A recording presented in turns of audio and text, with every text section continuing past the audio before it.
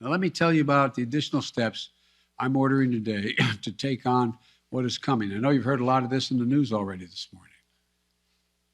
3 weeks ago, I laid out a COVID 19 action plan for this winter that prepared us for this moment. Today, we're making the plan even stronger. First, we're setting up our vaccination and booster efforts. We're stepping it up significantly. In the past 2 weeks, we've seen the highest vaccination rates since last spring. And we aren't as vaccinated as a country as we should be, though. That's why we have added 10,000 new vaccination sites on top of the 80,000 sites that we already had in place. And even more will open in January. You know, there's some parts of this country where people are very eager to get their booster, where it's harder to get an appointment, So starting this week, I'll be deploying hundreds more vaccinators and more sites to help get the booster shots in people's arms. I've ordered FEMA, the Federal Emergency Management Agency, to stand up new pop-up vaccination clinics all across the country where you can get that booster shot.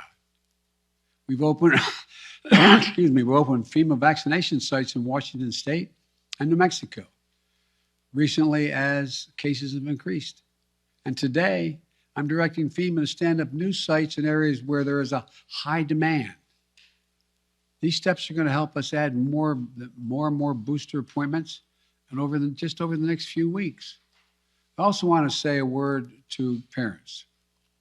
If your children are not vaccinated, please get them vaccinated.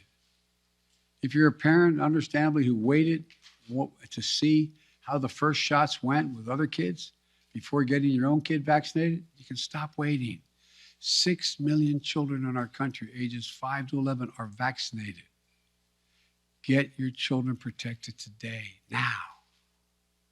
And for those parents out there who have a child that's too young to be vaccinated, that is under the age of 5, I know this can still be a scary time. But one thing you can and must do while we await vaccines for children under 5, get yourself fully vaccinated and boosted, as well as those around you, your children, your caregivers, your siblings. It's critical to mask up in public indoor places. We know that our youngest children have only rarely been impacted by serious COVID-19 cases, but they can be further protected if they're surrounded by vaccinated people. And again, to folks who are not vaccinated, you may think you're putting only yourself at risk, but it's your choice.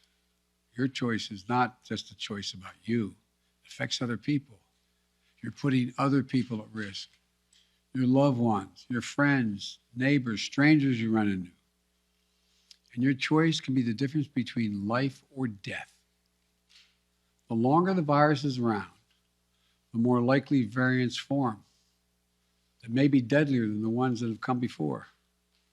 Let me say again and again and again and again, please get vaccinated.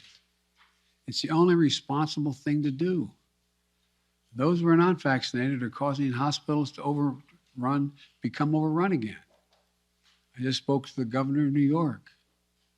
Every COVID-19 hospital means someone with a heart attack, cancer, or other serious illness may not get that bed and that life-saving care they need in the hospital.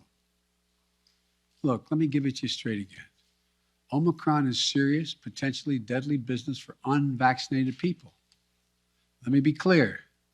Thanks to the prior administration and our scientific community, America is one of the first countries to get the vaccine. And thanks to my administration and the hard work of Americans, we led a rollout that made America among the world leaders in getting shots in arms. But uptake slowed this summer as vaccine resistance among some hardened. Look, the unvaccinated are responsible for their own choices. But those choices have been fueled by dangerous misinformation on cable TV and social media.